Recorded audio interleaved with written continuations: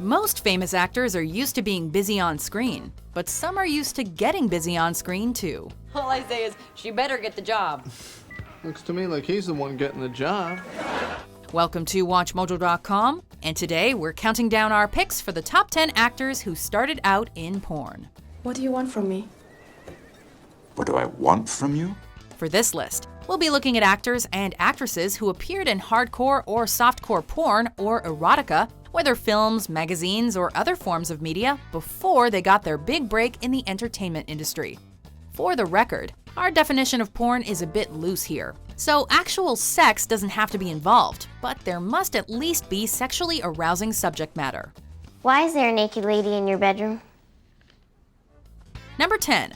Arnold Schwarzenegger. Wait your turn! You're close. Before making it big by terminating people and asking them to take off their clothes, Arnold Schwarzenegger removed all of his own in a photo shoot for a magazine popular in the gay community called After Dark. Kind of ironic for a once anti-gay rights former Republican governor of California, no? But with biceps like these, how could he not? The feature was titled Muscle-Bound for Glory and included other bodybuilders from the time too. Talk about commando going commando. You're close.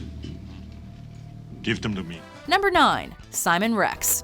Everybody wanna know my name. Bring the pain and pop the champagne.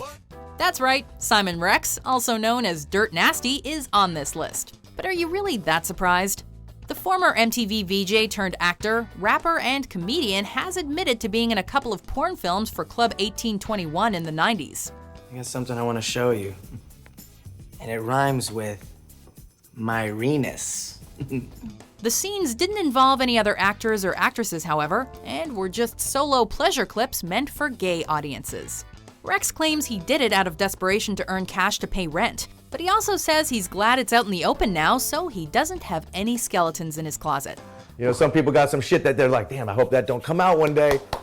Number 8. Perry Reeves. You haven't sold me yet. Well, let me show you how much you mean to me. Maybe I want to hear it. You probably know her as the stunning Mrs. Ari on Entourage, but Perry Reeves has also appeared alongside Will Ferrell in Old School and in the film Mr. and Mrs. Smith. Before she made her big jump to film, though, she appeared in an episode of the now tame, but at the time sizzling softcore erotica TV series Red Shoe Diaries. While she had small film and TV roles before this, her career took off after her role in a 1994 episode.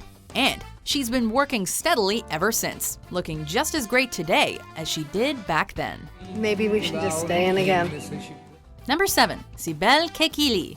I'm funny now. I'm shade a funny whore. Sibel Kekeli used to be a straight-up porn star, appearing in numerous German adult films mainly under the name Dilara, before playing a prostitute in Game of Thrones. The Turkish-German actress starred in several feature films in the early 2000s, but got her big break in the German film Head On in 2004, though the sex scenes in that movie weren't real, of course. Nico, hör zu. Wir haben zusammen gebumst. Ich wollte wissen, wie du im Bett bist. Jetzt weiß ich's. Between that and her adult movies, she surely got the experience needed for her character on Game of Thrones, where she fit in well, as she's one of many former porn actresses on the hit HBO show. You're still young and stupid. Number 6. Sasha Grey. Sometimes clients think they want the real you, but at the end of the day, they don't. They want what they want you to be. After appearing in over 300 adult films from 2006 to 2011 and earning numerous awards, Grey announced her retirement in 2011. However, she was still active in the industry when she began moving into more mainstream roles, most notably in 2009's The Girlfriend Experience, although she later played a version of herself on Entourage. You knew what I did when I met you. Why is it making me sick? Her past still haunts her, though. While participating in a reading program in a California elementary school, parents were irate that a former adult star would be let near their children. Should they have informed the parents? Yes, but I think they should inform the parents whenever there's a guest speaker.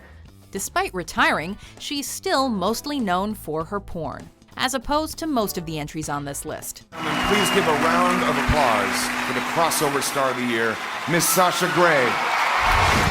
Number 5. David Duchovny. To whom does the psychiatrist go for counsel? In my case, I've chosen you, Red Shoes.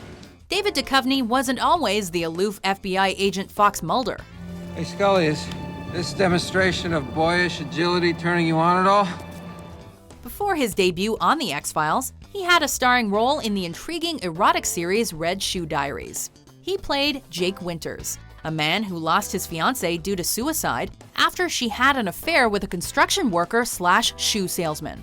Wanting to learn why his fiancée killed herself, he takes out an ad in the newspaper to hear stories about love and deception from other women. Do you take your time? Why don't you shut the door and find out? Never one to shy away from honest talk about sex, Duchovny also starred in another sexually charged series called Californication, before ultimately entering rehab for sex addiction in 2008. Sweet baby Jesus. Hank is going to hell. Number 4. Matt LeBlanc. So I just watch him have sex.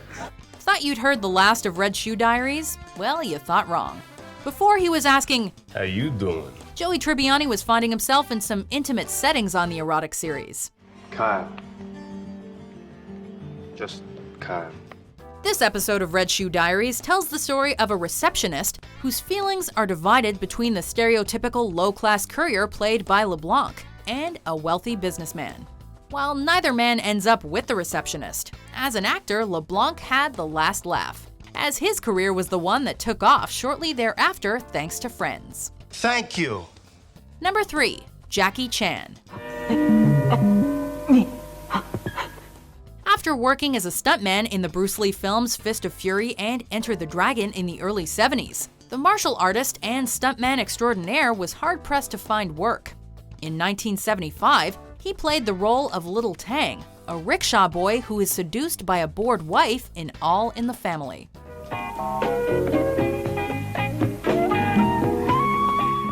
This adult comedy film was fairly tame by today's standards, but it did push the envelope in mid-70s Hong Kong. When confronted with his past role, Chan brushed it off as something he had to do to make ends meet. Interestingly enough, it's his only movie not to have a fight sequence. We're guessing he was too busy making love and not war. Wow. Ooh. Yeah. What is it good for? Absolutely nothing but no war. Number 2. Marilyn Monroe. I'm glad we have a moment. I have something I want to show you. A lot can be said about this American bombshell. She was a talented actress, model, and a sex symbol of the 1950s. But despite her acting skills, she was often typecast as a submissive dumb blonde. Is your motor running? Is yours? However, it was her looks and allure that nabbed her the cover shot of the very first issue of Playboy in 1953. While she was clothed on the cover, she appeared nude as the centerfold. The image had been taken from a 1949 nude photo shoot for Calendars, during her early days as a pinup model. As you can imagine, the issue sold out quickly. You and your imagination. Before we continue, be sure to subscribe to our channel and ring the bell to get notified about our latest videos. You have the option to be notified for occasional videos or all of them. If you're on your phone, make sure you go into your settings and switch on notifications. Number 1. Sylvester Stallone.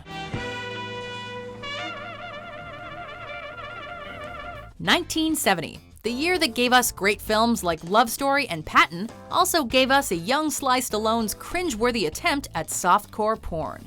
Pre-Rocky, Stallone found himself homeless, constantly struggling with finances and avoiding police.